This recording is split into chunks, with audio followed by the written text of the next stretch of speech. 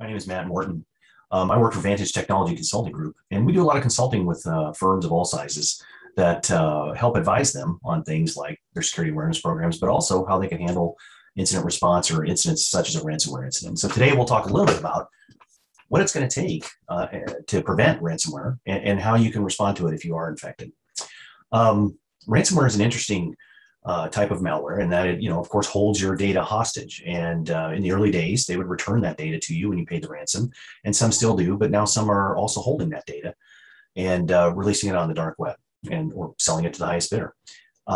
So there's no guarantees anymore that you will recover your data.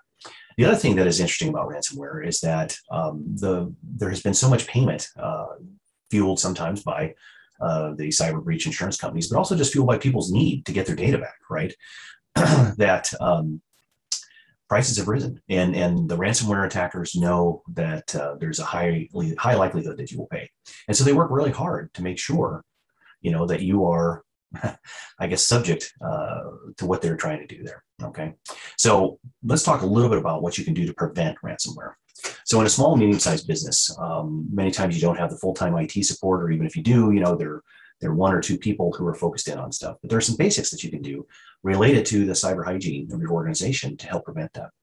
Let's start first with the fact of managing the machines that are part of your organization, ensuring patches are up to date, ensuring that vulnerabilities have been remediated, but sometimes understanding, do you have vulnerabilities? That can be an issue, right? And there are multiple tools out there that will help you identify those vulnerabilities. Some even are free. An example is OpenVAS.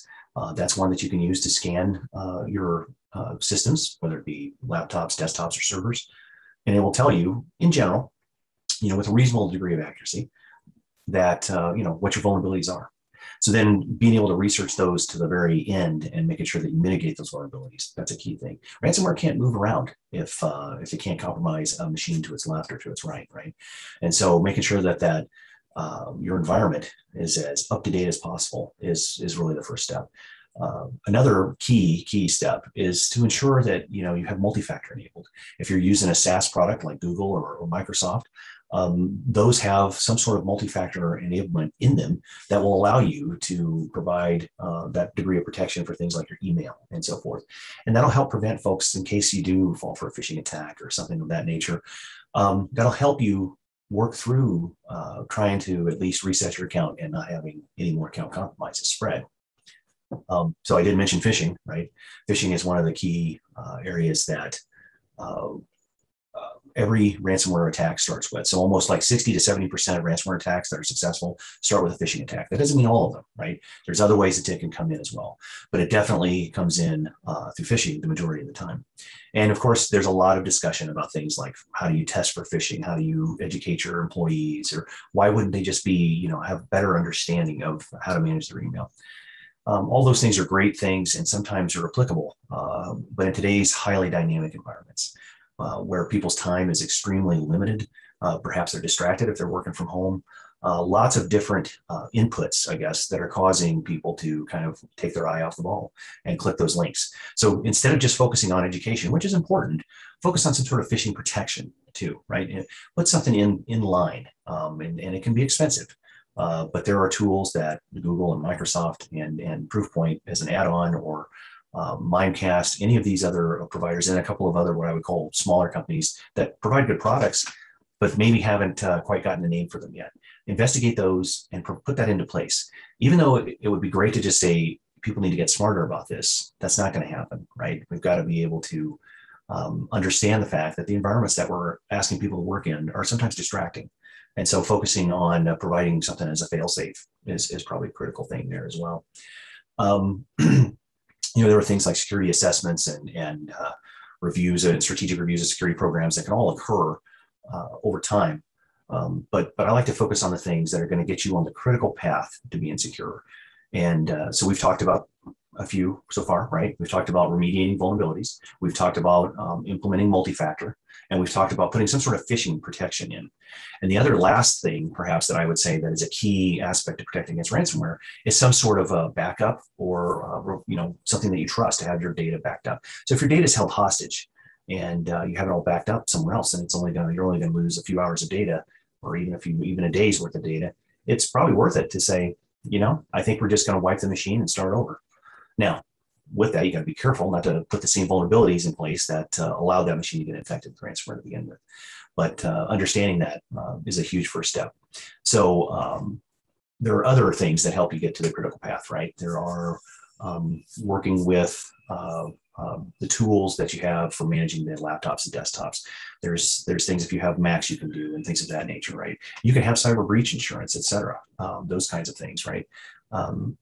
Some other more less talked about, perhaps very effective tools to help in the phishing area would be things like implementing DMARC along with DKIM, right? If you can't receive email from unknown senders, then it's going to be really hard to phish you, right?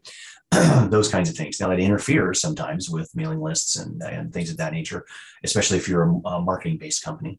But you can work through it, and there are ways to do that. And getting a professional to help you with that is a great way to approach that. So that's what we talk about when we talk about prevention, right? We talk about multi-factor, we talk about phishing protection, we talk about backups, and we talk about remediation of vulnerabilities. It's kind of the four important things, security controls that you want to have in place. Let's talk about after the fact. Let's talk about what happens when you do have a ransomware attack. So if you are affected by ransomware, just remember that not to panic, right? Identify the machines as quickly as possible and unplug them. And so what you'll see many times is you'll see in the news that a particular organization has gone offline, or they're not responding, their network's not responding, their web servers aren't responding. The attack may not have affected those servers or those machines. The problem is not knowing where it is and how it is spread prompts people to disconnect their network completely. So having a good understanding of what your network looks like is an excellent thing to be able to go, oh, look at here. If we cut it off here and here, then these machines are isolated and we can watch and see if there's any other spread. That way, by that segmentation of your network, you're able to help prevent any spread of that ransomware throughout your network. Okay. But then in that response, you have to come up with the ultimate possibility that you won't have had some of the protections in place. Maybe you don't have backups. And so you're presented with the choice of, are you going to pay to have your data restored or not? It's a tough choice, and one that you should definitely consult with your legal counsel on. There's multiple aspects and different risks, both paying and with not paying, right? And so to answer the question to say, should you pay, that doesn't necessarily always answer that question, does it now? The fact of the matter is that if that data is going to create so much harm, at least in the loss, maybe it's intellectual property or something of that nature, and it's $40,000 in ransom or something like that, maybe it looks like maybe you should pay. But I would advise going through a professional, working with an incident response firm that specializes in working with ransomware attackers, and making sure that when you pay, that you are able to get that money in the cryptocurrency requested to them without having you yourself interacting with them. The other piece, plus the professionals, they know how to perhaps negotiate. They know what maybe their actual motive is. What are they just practicing? Is this something that they really want to do? Or is it something that if they get too much attention from the authorities, maybe they'll be just like, I'm moving on, right?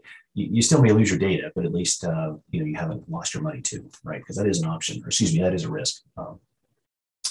Another thing with regards to incident response that I can't emphasize enough is the fact that doing a cybersecurity tabletop exercise, and usually having somebody bring that in, having someone provide that to you. You don't have to do that, but you can do that, and it effectively reduces the cost of an incident response by half. So on average, I think from Ponemon research, part of IBM security, there's roughly a number of about 3.4 million for an average breach response. That's covers the gamut, right? From very large companies to very small companies. But if you can imagine, even if it's $100,000 and you cut your cost to 50 as a small business, that's significant. And it was well worth maybe the 10 or 15 that you spent to kind of walk through that exercise and get better at that incident response. So I hope that has helped you today. I hope that this doesn't happen to you. And I hope that you take some time and you start to prepare for being having good, effective cyber hygiene, and for preparing to kind of practice your incident response. So in the event of an infection or any kind of breach or compromise, you're ready to respond. Have a great day.